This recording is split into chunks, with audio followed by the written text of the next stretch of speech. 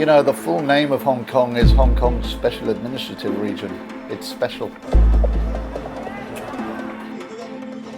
To me, democracy is really important, and it's sort of the flip side of freedom. Democracy gives you the freedom, and it also protects minorities. I think Hong Kong is a pretty free society.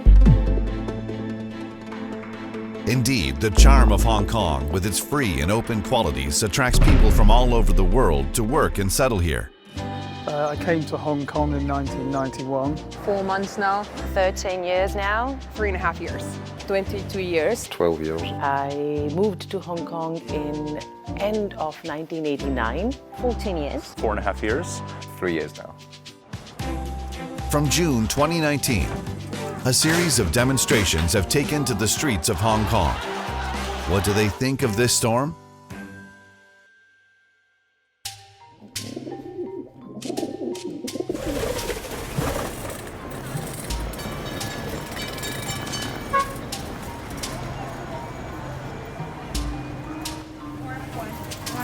My name is Morgan Davis. I'm 31 years old, and I have been in Hong Kong for about 3.5 years.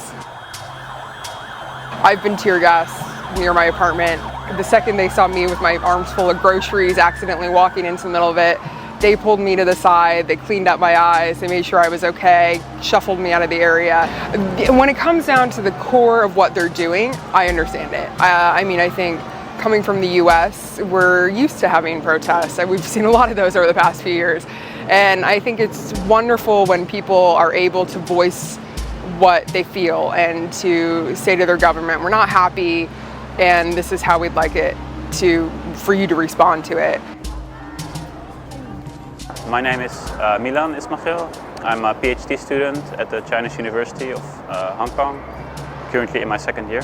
Well, I was in my hall, which is, if you have the number 2 bridge here, then my hall is like right next to it. So I could see everything from my hall. On Monday I woke up and they were shooting tear gas outside of my window. I study here, but I'm still supporting the cause. They do got some minor victories, so I do feel like there's somehow more hope. You know, like the slogan, if we burn, you burn with us, this kind of slogan. So people got more radical, and I think they got less impatient with waiting for change. Young people tend to express their feelings directly. They also appreciate this kind of revolutionary-like expression more.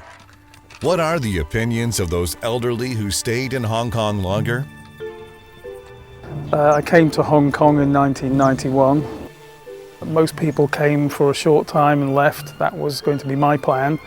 But it grew on me and I stayed, and I've been here 28 years later. The protests have focused attention on things like the economy, which there have been threats to destroy the economy. If the economy is destroyed, then what are the young people going to do?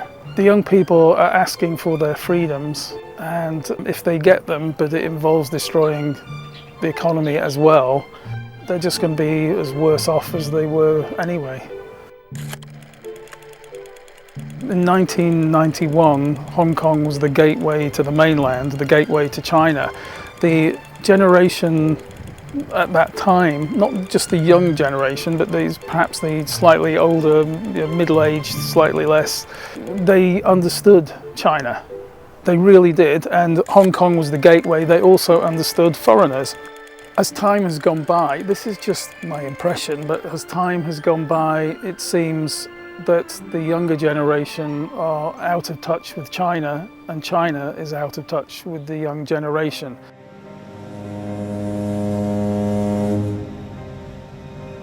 My name is Peter Bentley. I came to Hong Kong in 1981. Well, we're first of all one country before we are two systems. Hong Kong was never promised full autonomy. It was promised a high degree of autonomy. 呢個係一個被載入史冊嘅永恆時刻。7月1日0時0分，中國政府正式對香港恢復行使主權。If you think about it, the young generation, if they were born in 1997, they would now be 22 years old. And most of them have never been to China, except maybe they go on 1 or 2 tourist trips, which gives them a slightly distorted view of China, because if you go to the tourist places, they're usually very, very crowded. I don't think the young people understand anything about China at all. And I think this is probably the root cause of a lot of the problems and the frustration and the riots and the peaceful protests, as well as the riots, which I think is very, very unfortunate. People of different ages, backgrounds, and experiences have different positions, but there are common grounds as well. When you make peaceful protests too, it hits the city. You know, you don't have to resort to the violence to impact a city like this. I would say, you know, while I disagree with violence, I also believe ultimately in that people need a legitimate avenue to have their voices heard. I understand the message. I cannot necessarily agree with all their methodology, the way they are doing it, the violence, the occasional firebombs, those kind of things. I cannot condone that in any way.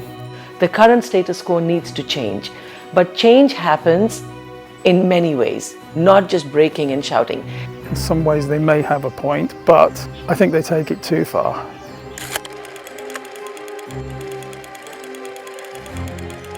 Before the storm, Hong Kong was labeled with food, shopping, Oriental Hollywood, and multicultural. The charisma of Hong Kong appeals to people from all over the world. I couldn't believe how tall everything was, from the mountains to the buildings. I have my few favorites every time we go for dim sum. There's my siu mai, that's my #1 favorite. Char siu bao, ha gao, chun fan. And I actually get cravings sometimes. So it's like, ooh, I need some yum cha. I need to go out and eat something. Because yeah, I love it. 40% of Hong Kong is national parks, it's mountains, it's beaches. There's hundreds of kilometers of hiking trails here. Every weekend I spend running a lot, right? I love running trails. So here you find very beautiful and challenging trails. And you know that I'm taking the ferry, which is something very, very special to me, you know? You have a couple of more minutes, which are like a big break, where you can breathe, where you can reflect, where you can think. For me, this is a very, very important moment in the day. For us, for all the foreigners, it doesn't matter where you're from. You know, as long as you are honest and work hard, I think there is a big opportunity for everybody here. Changing. Stuck. Complicated. Determined. Convenient. Amazing. Resilience. Chaotic. Sadly chaotic. But every cloud has a silver lining. And instead of saying that we want to separate, we can say we want to integrate, but in a better way. And Hong Kong's very small, but Hong Kong's got so much going for itself that if they learn to work together instead of working against each other, let's see what the government and the young people and the society can do together. Let's raise Hong Kong instead of, raising it to the ground. I think Hong Kong is resilient. The younger generation is stepping up, and they're changing the city a lot, hopefully for the better. I've been a single mom for 20 years now. So yeah, they grew up in Hong Kong and they love this place as well. They call it home. I still think that Hong Kong is my home. But the one word would be home. I think Hong Kong could be my home for the future. For me, it's still home. Home. Hong Kong is my home for now. I love Hong Kong.